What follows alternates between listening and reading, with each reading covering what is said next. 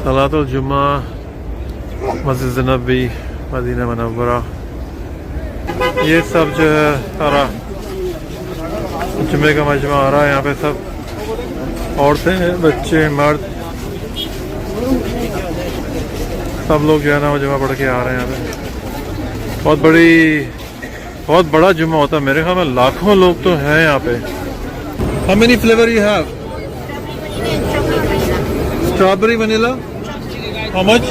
5 riyal, 7 riyal, 10 riyal. How much is Makkah price? How much? 50 riyal. 50 riyal for Makkah. And time? How much time? 3 hour? इस तरह की ये taxis होती हैं private, तो उसमें जो है आ जाते हैं। तो वो ये लोग तकरीबन 10, 15, 20 इस तरह का रेट चलता है। तकरीबन कोई अगर जैसे 1 किलोमीटर या 1.5 किलोमीटर है तो 10 रियाल, 15 रियाल, 20 रियाल